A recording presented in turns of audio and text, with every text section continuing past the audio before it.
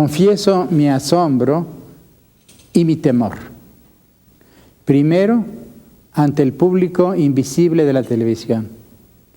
Y después, y sobre todo, rodeado de esta asamblea de sombras. Sombras que no son nada más fantasmas, porque yo dialogo con ellos con frecuencia a través de sus libros y también a través de las imágenes de mi memoria. Son fantasmas, pero también son seres reales que me han acompañado a lo largo de mi existencia como escritor. El grupo de contemporáneos. Alguna vez Jorge Cuesta dijo: lo que distingue a mi generación de las anteriores es el temple crítico, la actitud crítica. Tenía razón. Fueron muy distintos a las generaciones anteriores en el sentido en que introdujeron en la literatura mexicana una noción de rigor ante la obra propia y ante la tradición. Sin embargo, ninguno de ellos ha dejado una obra crítica comparable, por ejemplo, a la obra de Reyes o de otros escritores.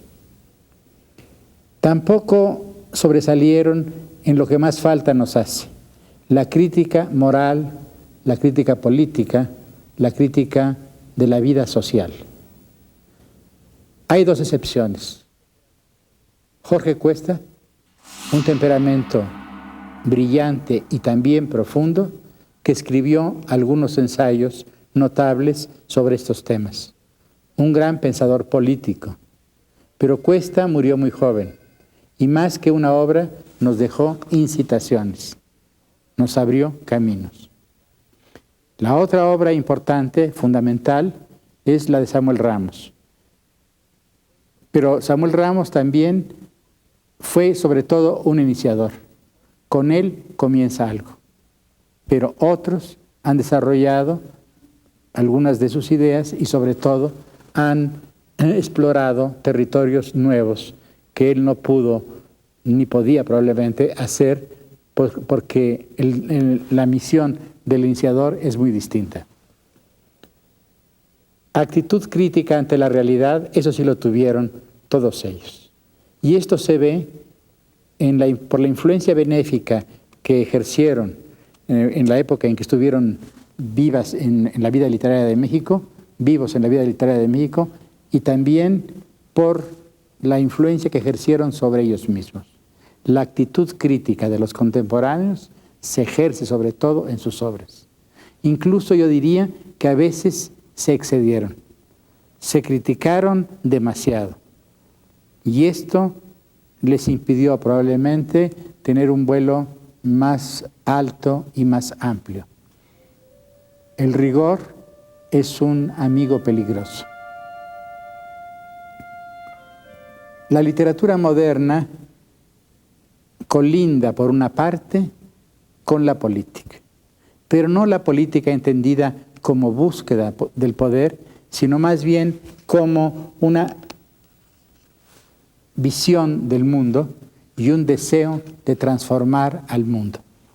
En la literatura contemporánea, la vena, diríamos, visionaria, casi religiosa, se une con la tradición revolucionaria del romanticismo. Cambiar al mundo, y no solamente comprenderlo, ha sido una de las tentaciones de la poesía del siglo XX, en sus dos grandes vertientes. Lo mismo en la vertiente revolucionaria que en la vertiente, diríamos, nostálgica de las grandes épocas clásicas. Pienso en los surrealistas franceses, por ejemplo, en Breton o en Aragón, por lo que toca a la primera corriente, o en un poeta como Ezra Pound, por lo que se refiere a la segunda corriente. Pues bien, esta tentación revolucionaria, esta tentación, esta religión de la política, más que esta política de la religión, de la poesía contemporánea no tocó o apenas si tocó a los contemporáneos. Eran escépticos y nunca, y ninguno de ellos fue un comunista como Pablo Neruda o un fascista como Ezra Pound. Sin embargo, la política les interesó. Les interesó de un modo mucho más concreto y tal vez más útil. Pienso sobre todo en dos de ellos, en Torres Bodet y en José Gorostiza. No quisieron implantar nuevas ideas, no quisieron cambiar la realidad de un modo total y radical. Quisieron influir en la realidad, ayudar a su lenta transformación.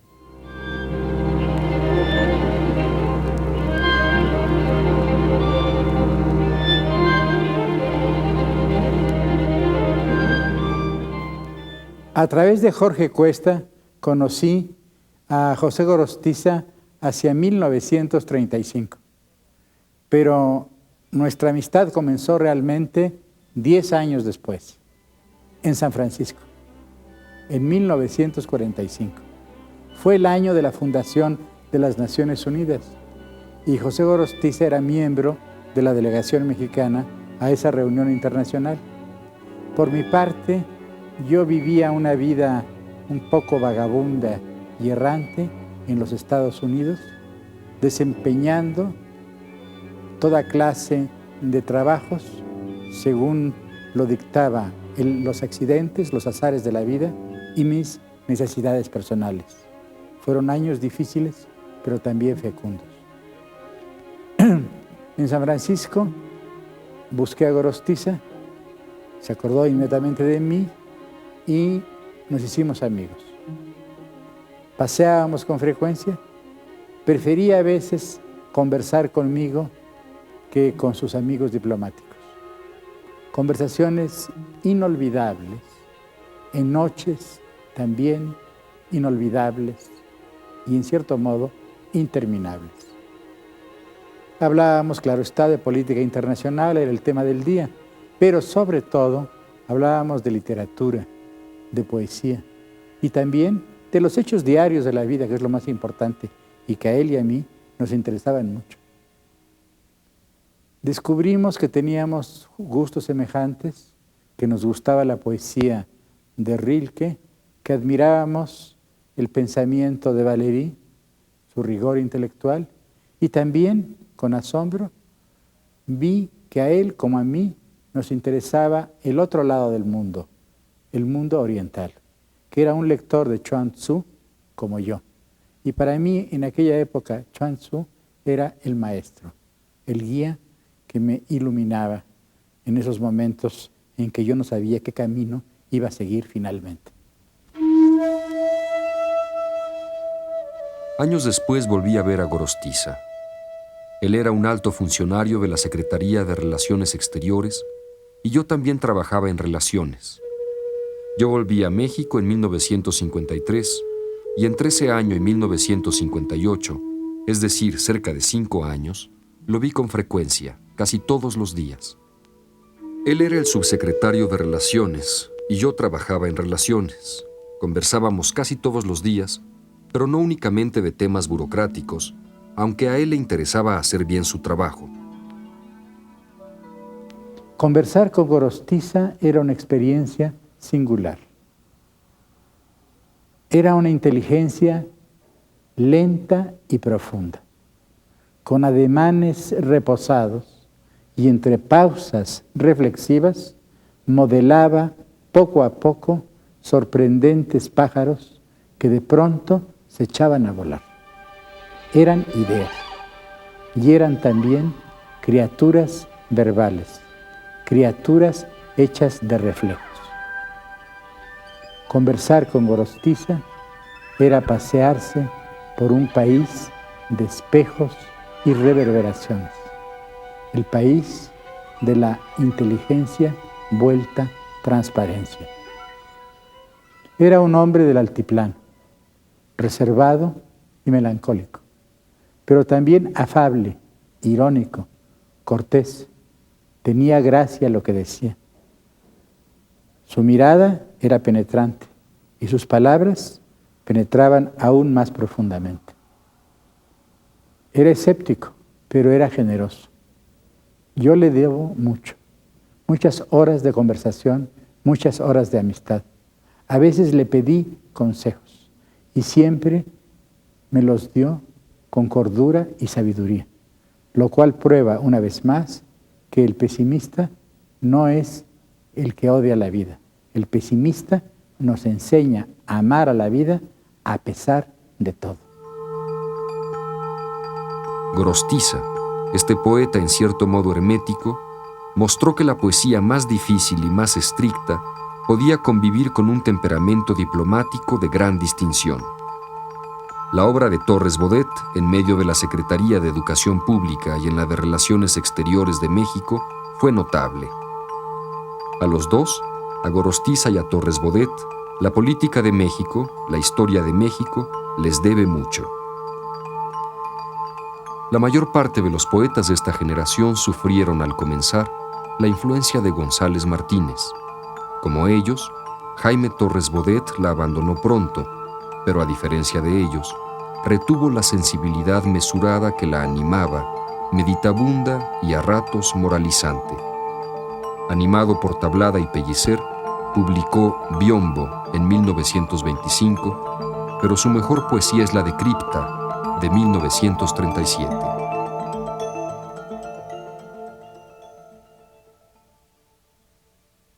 Dédalo. Enterrado vivo en un infinito dédalo de espejos, me oigo, me sigo, me busco en el liso muro del silencio, pero no me encuentro. Palpo, escucho, miro. Por todos los ecos de este laberinto, un acento mío está pretendiendo llegar a mi oído, pero no lo advierto. Alguien está preso aquí en este frío, lúcido recinto, dédalo de espejos. Alguien al que imito. Si se va, me alejo. Si regresa, vuelvo. Si se duerme, sueño. Eres tú, me digo, pero no contesto. Perseguido, herido por el mismo acento, que no sé si es mío, contra el eco mismo del mismo recuerdo, en este infinito dédalo de espejos, enterrado vivo.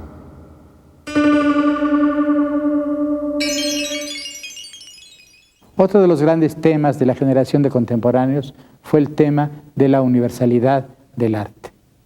En aquella época, como ahora, el nacionalismo era una suerte de fiebre, a veces maléfica, a veces benigna, en el temperamento mexicano. Y ellos fueron acusados de traidores, de cosmopolitas, de extranjerizantes, de poco mexicanos. Fue una acusación muy injusta. Fueron nacionalistas, pero no a la manera folclórica de Diego Rivera, a la manera nacionalismo de guitarra, tampoco a la manera de revolucionaria, nacionalismo de Canana y de Mauser. Su nacionalismo venía de la tradición liberal y su nacionalismo se expresó sobre todo por el deseo de modernizar a México. En esto, la generación de contemporáneos es heredera de los grandes reformadores de la cultura hispánica. En primer lugar, de los grandes liberales de la época de Carlos III. En segundo lugar, de los liberales mexicanos, que también quisieron abrir las ventanas y las puertas de México para que circulase el aire universal, el aire de la cultura universal. Y esto lo hicieron los contemporáneos, sobre todo en el dominio que era más importante en ese momento, en el dominio, en la esfera de la literatura y del arte. De modo que su afición a las letras francesas e inglesas, sobre todo, no fue simple amor por lo extranjero, como dijeron algunos tontos en su época, sino fue sobre todo una tentativa importante por modernizar a nuestro país. Uno de ellos, Bernardo Ortiz de Montellano, dijo una frase sobre la que valdría la pena reflexionar. Nosotros en nuestra revista, se refería a la revista Contemporáneos, queremos escribir la palabra México con una pluma fuente de tinta universal. Escribir con caracteres universales la palabra México.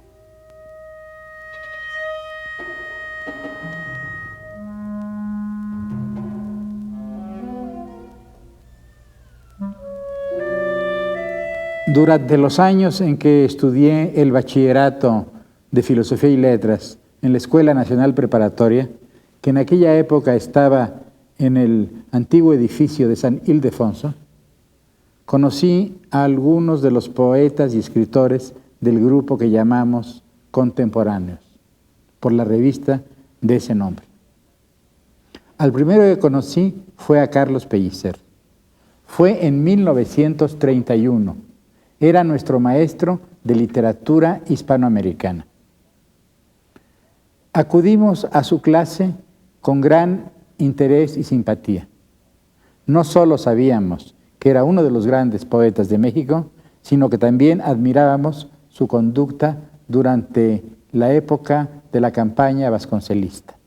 Sabíamos que había participado en esa cruzada al lado de Vasconcelos y que había sufrido persecución y cárcel. Pellicer fue un maestro fuera de lo común, un poco pintoresco, un poco teatral. Su clase no era una clase nada más, era un espectáculo. A veces un espectáculo cómico, nos hacía reír con aquella voz sonora suya, voz de montaña, voz de agua que viene de lejos, pero también nos hacía soñar y nos abría perspectivas inusitadas. Espectáculo, juego y fuego de artificios. Juego poético en suma. Las fronteras entre la realidad y la ficción desaparecían en aquella hora de clase. Después de la clase, después de habernos hablado de Lugones y de habernos leído poemas de Rubén Darío, caminábamos por los viejos corredores de la preparatoria y a veces lo visitábamos en su casa en las lomas de Chapultepec. Desde la ventana de su habitación veíamos el paisaje. En aquella época todavía no era esta acumulación de la Ciudad de México. Y Pellicer, que nos enseñó tantas cosas, a mí me abrió los ojos para ver las colinas, los valles, las montañas, los ríos, para ver el paisaje, el espectáculo siempre renovado de la naturaleza. Pellicer tiene los ojos en las manos. El mundo que nos entrega es un mundo mejor que el nuestro, más fresco e inocente, ya sin polvo, ni sangre, ni odio, recién salido del baño, acabado de pintar, acabado de nacer. Pellicer fue un inspirado, un entusiasmado por la naturaleza y sus prodigios, un entusiasmado que tuvo el don de contagiar su entusiasmo. A nosotros también nos enamora esa poesía que hace volar al mundo y convierte en nube a la roca, en lluvia al bosque, al charco en constelación. Palabra papalote, palabra hélice, palabra piedra para apedrear al cielo. Cada vez que leo a Pellicer veo de verdad. Oigámosle. Recuerdos de Isa. Creeríase que la población, después de recorrer el valle, perdió la razón y se trazó una sola calle. Y así bajo la cordillera se apostó febrilmente, como la primavera. En sus ventas de alcohol está mezclado con sol. Sus mujeres y sus flores hablan el dialecto de los colores. Y el riachuelo que corre como un caballo arrastra las gallinas en febrero y en mayo. Pasan por la acera lo mismo el cura que la vaca y que la luz postrera. Aquí no suceden cosas de mayor trascendencia que las rosas. Como amenaza lluvia, se ha vuelto morena la tarde que era rubia. Parece que la brisa estrena un perfume y un nuevo giro. Un cantar me despliega una sonrisa y me hunde un suspiro.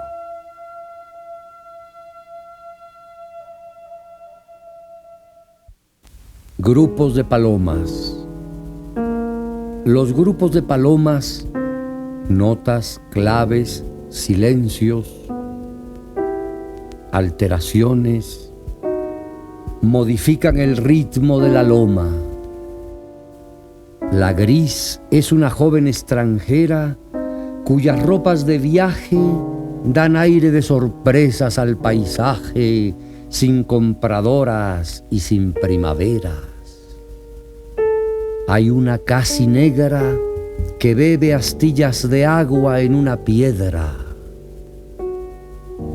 Después se pule el pico, mira sus uñas, ve las de las otras, abre un ala y la cierra, tira un brinco y se para debajo de las rosas.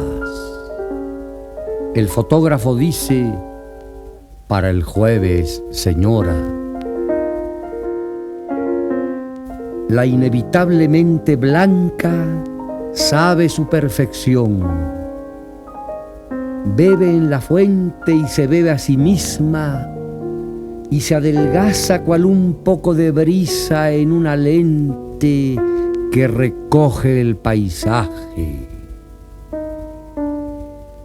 Es una simpleza cerca del agua. Inclina la cabeza con tal dulzura que la escritura desfallece en una serie de sílabas maduras.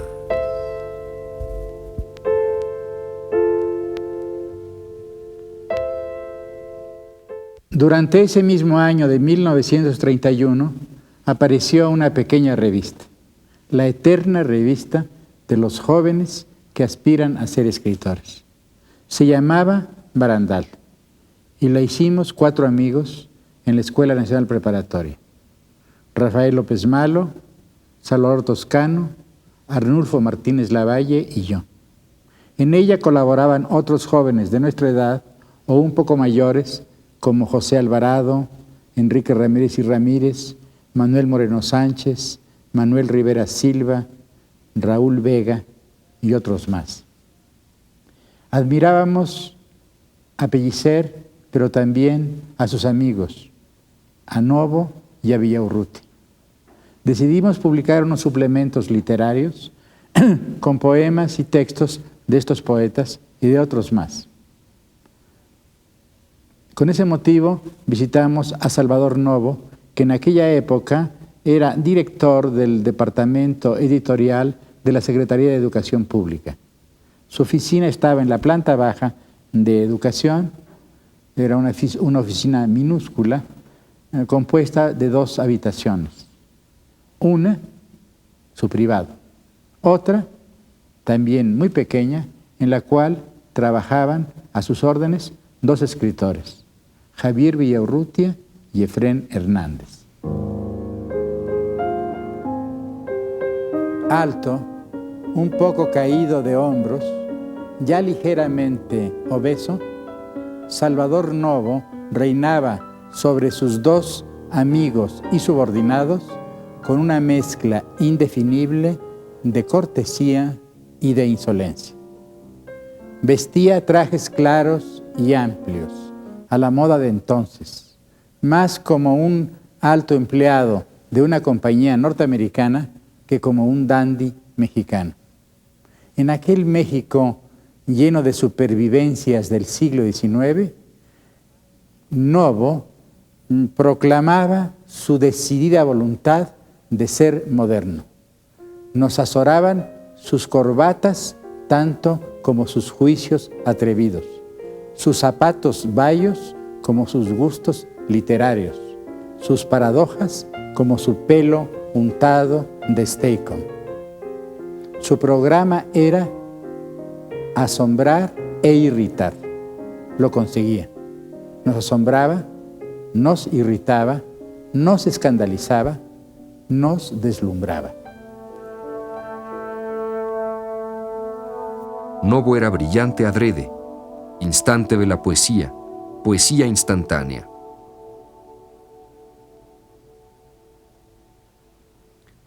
Un domingo, Epifanía no volvió más a la casa. Yo sorprendí conversaciones en que contaban que un hombre se la había robado, y luego, interrogando a las criadas, averigüé que se la había llevado a un cuarto. No supe nunca dónde estaba ese cuarto, pero lo imaginé frío, sin muebles, con el piso de tierra húmeda y una sola puerta a la calle.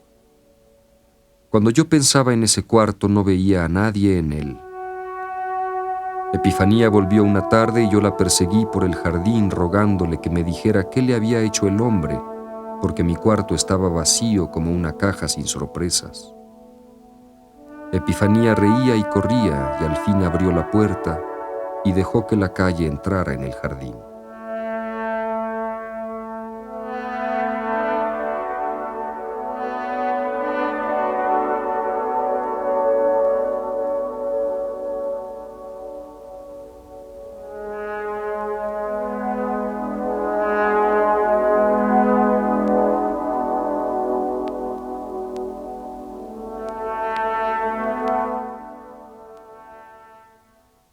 El amigo Ido. Me escribe Napoleón: el colegio es muy grande, nos levantamos muy temprano, hablamos únicamente inglés. Te mando un retrato del edificio. Ya no robaremos juntos dulces de las alacenas, ni escaparemos hacia el río para ahogarnos a medias y pescar sandías sangrientas. Ya voy a presentar 6º año. Después, según todas las probabilidades, aprenderé todo lo que se deba. Seré médico, tendré ambiciones, barba, pantalón largo. Pero si tengo un hijo, haré que nadie nunca le enseñe nada. Quiero que sea tan perezoso y feliz como a mí no me dejaron mis padres, ni a mis padres mis abuelos, ni a mis abuelos Dios.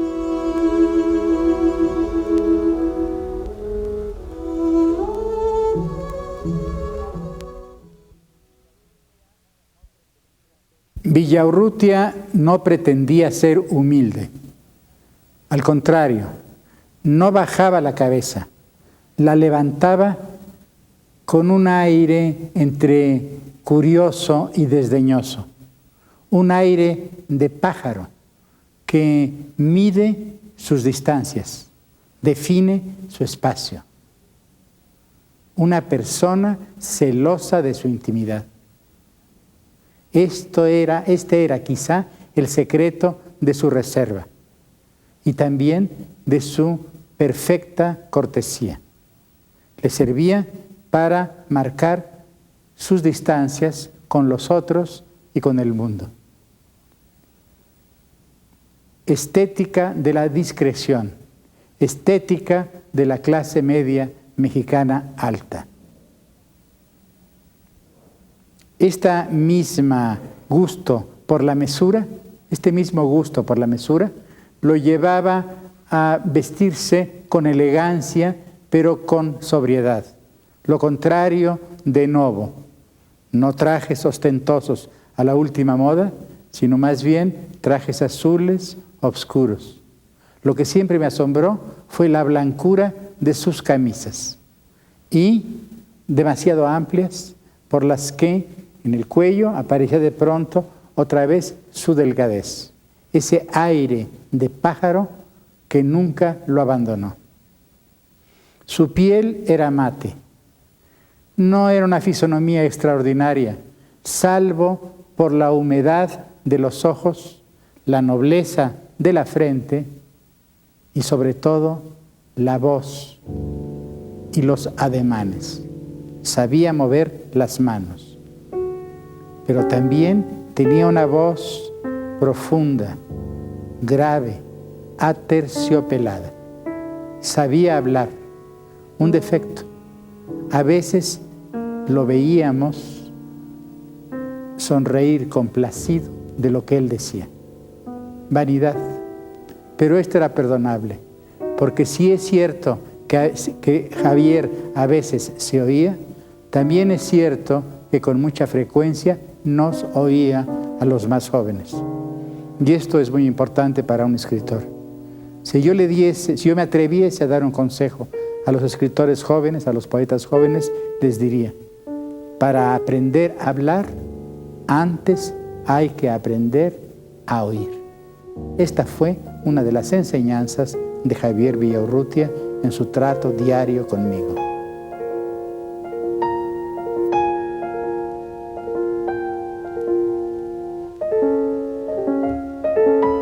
En 1935 conocí a Jorge Cuesta. Eran los días en que se debatía el tema de la educación socialista. La disputa llegó a la universidad, pues se pretendía imponerla también en ella. El Consejo Universitario discutió con pasión el asunto y una mañana sus bóvedas resonaron con la artillería pesada de los discursos de Antonio Caso y Vicente Lombardo Toledano, los dos capitanes, acompañados por los tiroteos y las salvas de Diego Rivera, Jorge Cuesta y otros.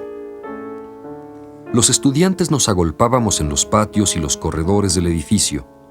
Para evitar tumultos, nos habían prohibido la entrada al salón del consejo. La lenta marea humana me empujó insensiblemente hacia las puertas precisamente en el momento en que salía Jorge Cuesta. Al verlo frente a mí, alto, delgado, elegante, vestido de gris, rubio, ojos de perpetuo asombro, labios gruesos, nariz ancha, extraña fisonomía de inglés negroide, me atreví a interpelarlo y le lancé una impertinencia. Así comenzó, en medio de la multitud y los gritos, una conversación entrecortada. A los pocos minutos dijo: ¿Le interesa mucho lo que ocurre aquí? No demasiado. ¿Y a usted? Tampoco. Lo invito a comer.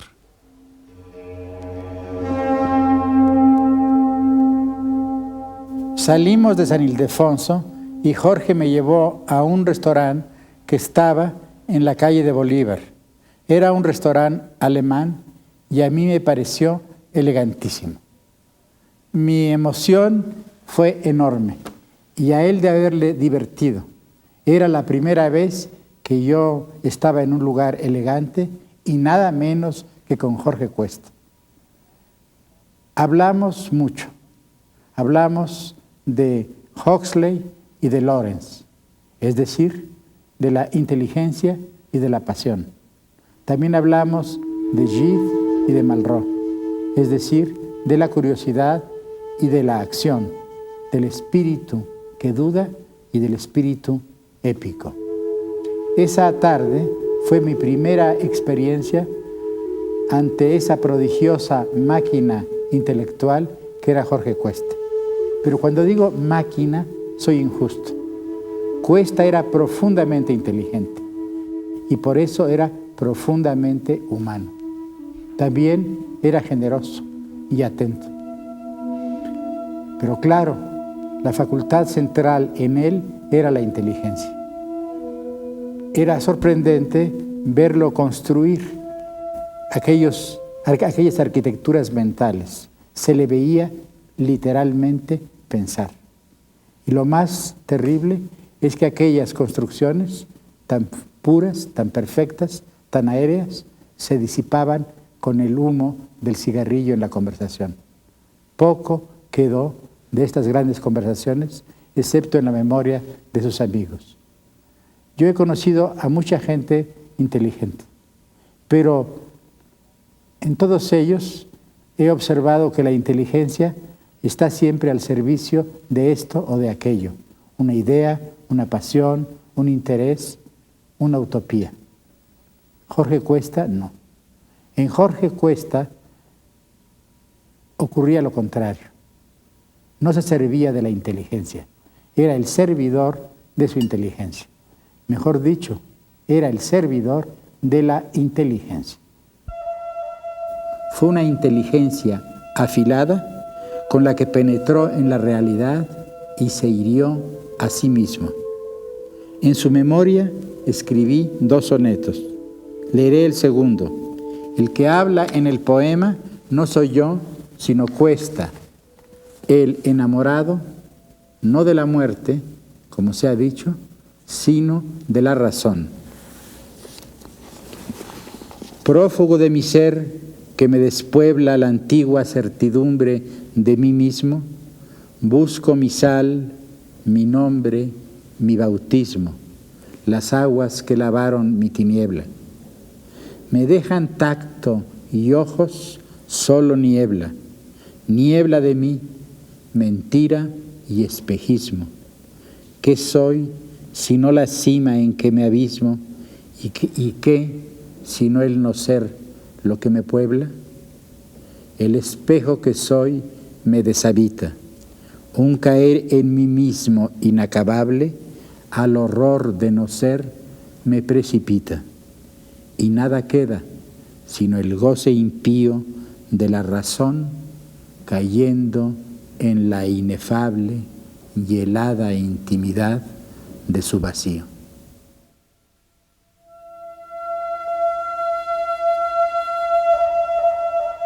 En los primeros días de enero de 1937 apareció un pequeño libro mío, Raíz del Hombre, un libro de poemas.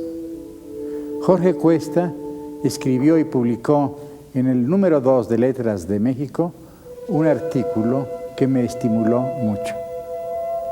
No todos sus amigos compartían su opinión, porque en ese mismo número o en otro próximo, no recuerdo ahora con exactitud, apareció una pequeña nota, me parece que de Ortiz de Montellano, en que criticaba no tanto mi poesía como mis ideas políticas.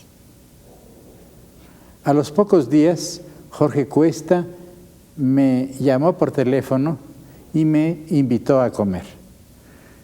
Me dijo que comeríamos con unos amigos suyos, sin decirme quiénes. Quedamos en que pasaría por él. Él trabajaba, si no recuerdo mal, en una compañía destiladora de alcoholes del estado de Veracruz, era químico. El día convenido, llegué a su oficina y me encontré en la antesala a Javier Villaurrutia. Me dijo que él y Cuesta me llevarían a la comida y me dio los nombres de los asistentes, el grupo de los contemporáneos en pleno, nada menos. De pronto me di cuenta que me habían invitado a una suerte de ceremonia de iniciación, mejor dicho, un examen. Yo era el examinado y Jorge y Javier mis padrinos. Me estremecí un poco. Tomamos un taxi y el taxi nos llevó a un restaurante que estaba a la entrada del bosque de Chapultepec, enfrente del bosque, cerca del actual mercado de flores. El restaurante se llama El Cisne. Allí estaban ya algunos de los contemporáneos. Lo recuerdo perfectamente. Aparte de Cuesta y Villaurrutia, Torres Bodet, Ortiz de Montellano, Octavio Barreda, Pepe Gorostiza, Celestino Gorostiza, Enrique González Rojo. Los únicos que faltaban eran Novo, Pellicer y Gilberto Owen, el mítico Owen que en aquella época vivía en Colombia.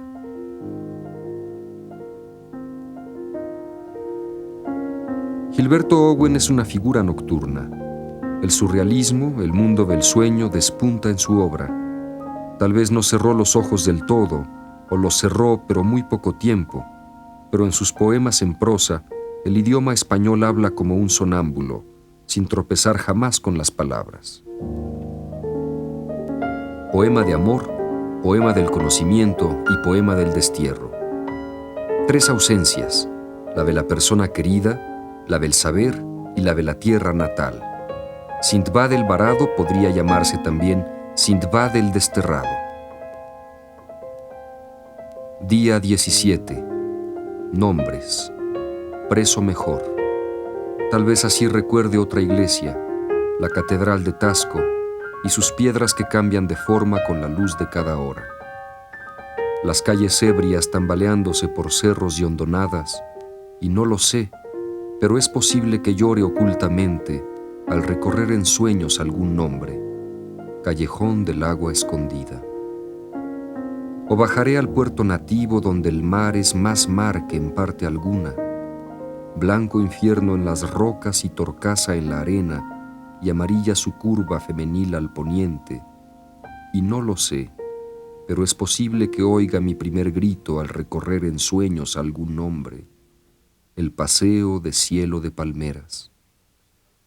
O en Yuriria veré la mocedad materna, plácida y tenue antes del torbellino rubio, Ella estará deseándome en su vientre frente al gran ojo insomne y bovino del lago.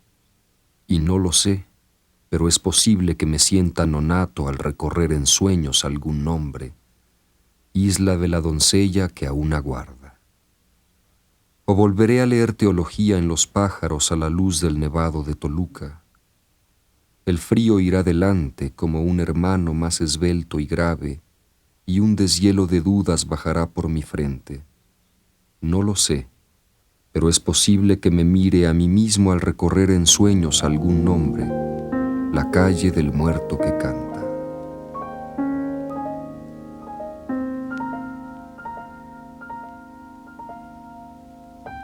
Siempre me sorprendió la rapidez de la inteligencia de Villaurrutia, la velocidad de su ingenio.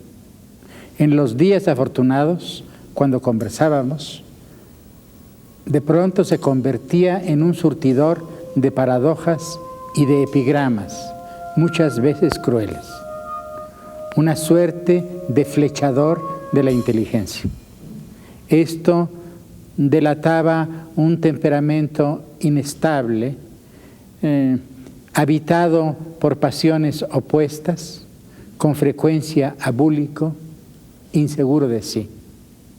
El temperamento melancólico, como decían en el siglo XVII.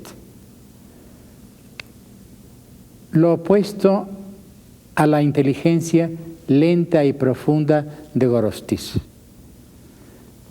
Gorostiza, con su melancolía, creaba, diríamos, suntuosos monumentos hechos de estalactitas verbales. Villaurrutia flechaba la noche. Angustia es quizá la palabra que define al temperamento de Villaurrutia, pero también a su poesía. Angustia, que es una palabra habitada por los opuestos, el sueño y el insomnio, el deseo y la muerte, la sombra y la sangre. Todas estas oposiciones se resuelven en una metáfora que aparece con frecuencia en los poemas de Villaurrutia. Él dice a veces que la herida es una boca. Y esta dualidad entre herida y boca descubre una extraña adivinación de la naturaleza humana, porque la boca es el órgano del lenguaje. Por la boca el hombre se expresa, el hombre, la única criatura que habla, el único animal que sabe hablar. Pero también esta boca que habla es una herida. Y así podríamos definir provisionalmente, como todas las definiciones, a la poesía de Villaurrutia con su misma metáfora. Es una poesía que habla por la herida, como dice la frase popular. ¿Qué herida? La herida del ser, la desgarradura original del hombre. Nocturno mar. Ni tu silencio duro cristal de dura roca, ni el frío de la mano que me tiendes, ni tus palabras secas, sin tiempo ni color, ni mi nombre, ni siquiera mi nombre que dictas como cifra desnuda de sentido, ni la herida profunda, ni la sangre que emana de sus labios palpitante, ni la distancia cada vez más fría, sábana nieve de hospital invierno, tendida entre los dos como la duda. Nada, nada podrá ser más amargo que el mar que llevo adentro, solo y ciego. El mar antiguo Edipo que me recorre a tientas desde todos los siglos, cuando mi sangre aún no era mi sangre, cuando mi piel crecía en la piel de otro cuerpo, cuando alguien respiraba por mí que aún no nacía. El mar que sube mudo hasta mis labios, el mar que me satura con el mortal veneno que no mata, pues prolonga la vida y duele más que el dolor. el mar que hace un trabajo lento y lento, forjando en la caverna de mi pecho el puño airado de mi corazón. Mar sin viento ni cielo, sin olas, desolado. Nocturno mar sin espuma en los labios.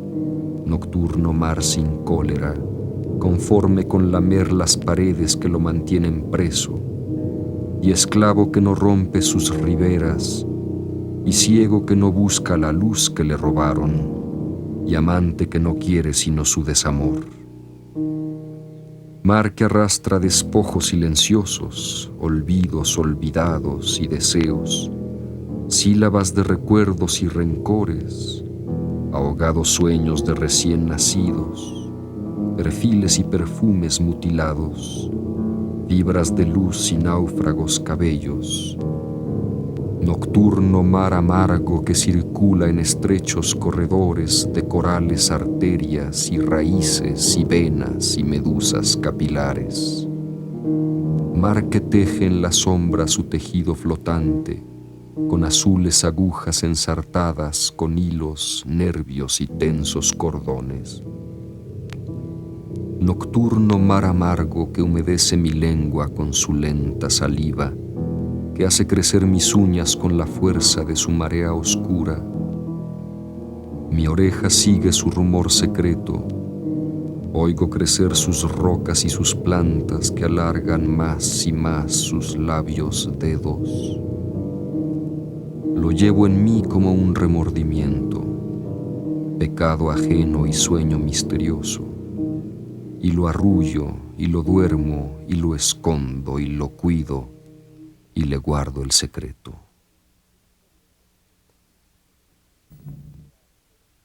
Si pienso en la herencia del grupo Contemporáneos, veo dos cosas. Por una parte, sus obras individuales. Algunas de ellas son admirables y pertenecen a la historia de la poesía de la lengua española. Pero también nos hemos heredado de ellos varias actitudes que a mí me parecen esenciales y que es necesario defender. La primera es este universalismo que no está reñido con el nacionalismo.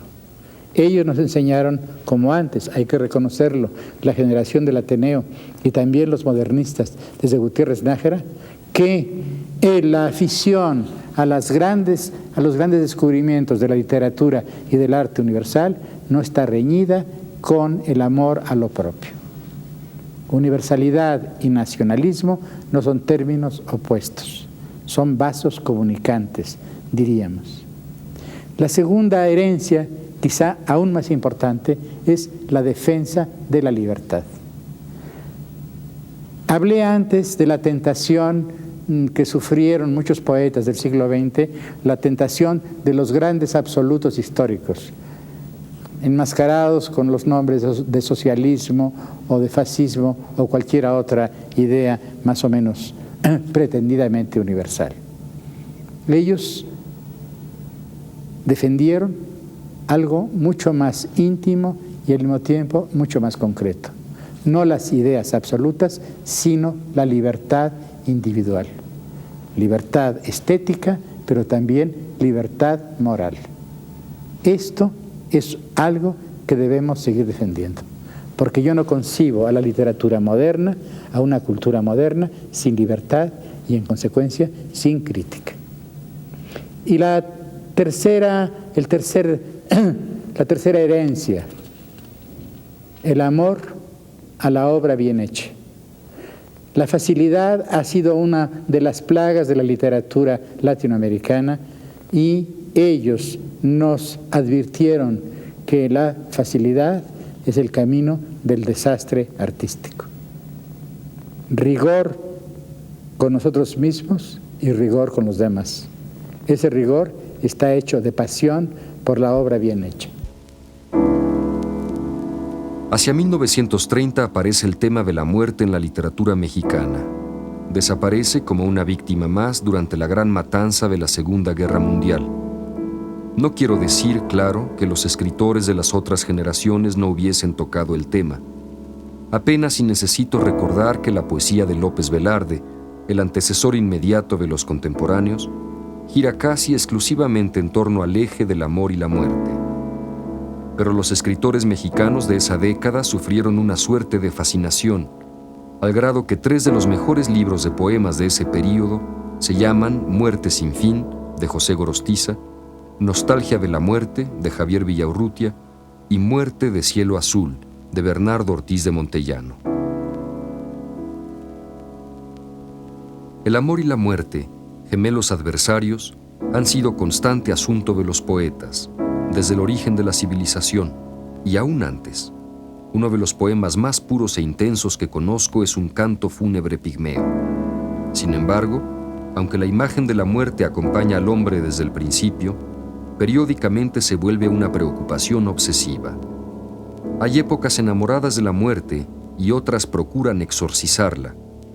La muerte aparece y desaparece en la conciencia de los hombres con cierta regularidad cíclica.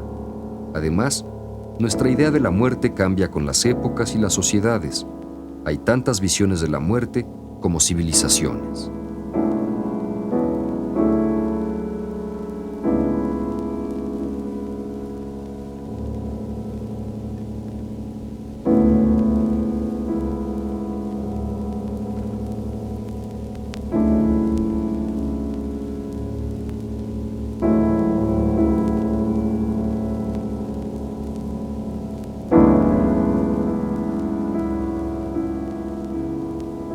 La actitud de los contemporáneos ante la muerte tuvo que ver con el clima intelectual y espiritual de la época en que vivieron.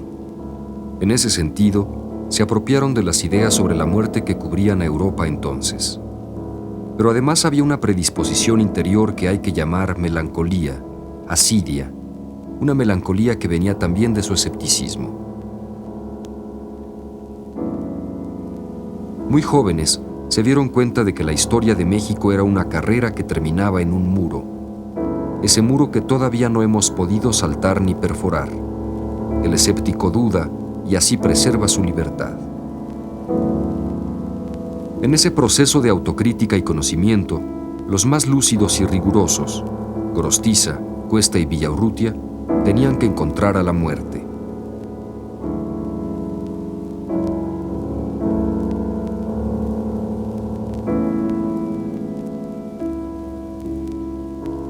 El tiempo cesa de manar y se recoge en sí mismo como un grano de electricidad.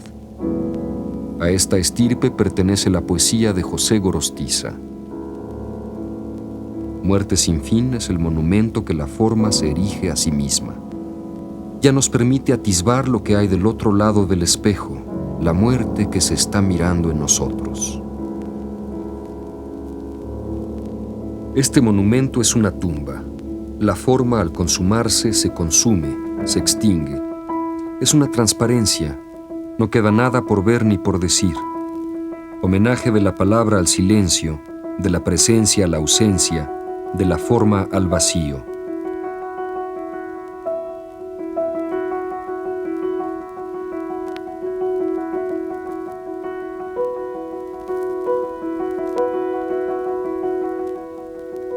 Tan, ¿quién es?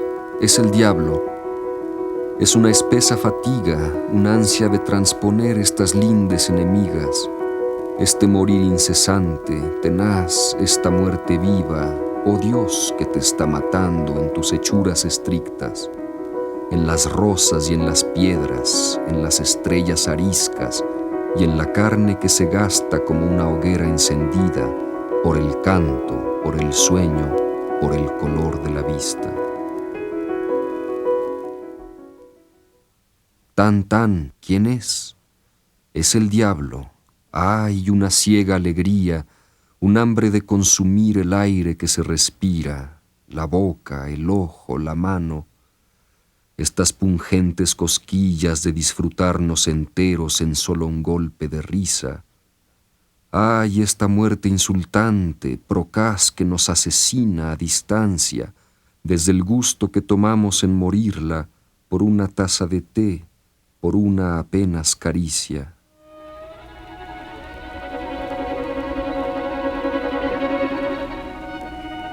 Tan, ¿Quién es? Es el diablo. Es una muerte de hormigas incansables que pululan, oh Dios, sobre tus astillas, que acaso te han muerto allá, siglos de edades arriba, sin advertirlo nosotros, migajas, borra, cenizas de ti, que sigues presente como una estrella mentida por su sola luz, por una luz sin estrella, vacía, que llega al mundo escondido su catástrofe infinita. Desde mis ojos insomnes mi muerte me está acechando. Me acecha, sí, me enamora con su ojo lánguido. Anda, putilla del rubor helado, anda, vámonos al diablo.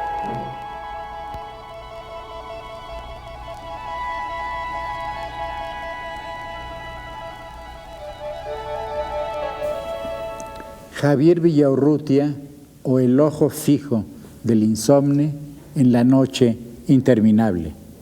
José Gorostiza, o la gota de agua que cae y taladra la roca, el cerebro y la conciencia en vela. La gota de agua del pensamiento. Carlos Pellicer, o el sol que ilumina el agua del cántaro. El agua que sabe a pájaros. Y los otros, Novo, Owen, Ortiz de Montellano, Torres Bodet, y los compañeros del grupo sin grupo, y sus enemigos, Octavio Barreda, Rodolfo Sigli, Manuel Maplesarce, Renato Leduc, Elías Nandino, que todavía está allá en Jalisco, en su Guadalajara. Algunos de ellos fueron mis maestros, otros mis amigos. Se llamaron a sí mismos el grupo sin grupo. En efecto, no presentaron una doctrina estética, una revolución estética, no fue el grupo de contemporáneos no sostuvo ningún movimiento de orden intelectual o de orden estético, a la inversa de los estridentistas antes, o bien de los surrealistas, de los expresionistas y de tantos otros movimientos del siglo XX. Tuvieron una actitud escéptica e inteligente frente a las vanguardias de nuestro siglo. Pero fueron realmente un grupo sin grupo. Fueron una asamblea de personalidades extraordinarias. Pero ante su obra me pregunto lo mismo que me pregunto ante la generación de 1927 en España, es decir, la generación de García Lorca, Guillén, Alberti, Cernuda, Salinas y los otros grandes poetas. Alguien me preguntó una vez, ¿podrías decirme el nombre del más alto, del mejor de los poetas de la generación de 27 en España? Y yo le contesté, no puedo. Todos me gustan. Pues lo mismo ocurre con los contemporáneos. Me seduce la obra de Gorostiza, pero también me impresiona el rigor intelectual de Cuesta, o la obra acerada, punzante, dolorosa de Novo, o bien los nocturnos de Villaurrutia. Entonces, yo no prefiero a ninguno de ellos. Pienso que la obra de ellos es más intensa que extensa, con la excepción de Pellicer. Pero incluso en Pellicer no hay grandes cambios. Esta es, diríamos, una de las características de la poesía del grupo. La intensidad frente a la extensión, frente a la amplitud. Son lo contrario de otros poetas contemporáneos suyos, de otras lenguas o de México, que hicieron obras mucho más amplias que las de ellos. Ellos fueron rigurosos, limitados e intensos, sin excluir al más amplio entre ellos, Pellicer, que en realidad escribió siempre, no el mismo poema, pero diríamos variaciones del mismo poema. Un poema inmenso, pero también un solo poema, una sola visión de la realidad. Así pues, no puedo preferir casi a ninguno de ellos. Y entonces digo, ¿qué fueron los contemporáneos? Fueron un gran poeta, de muchas voces.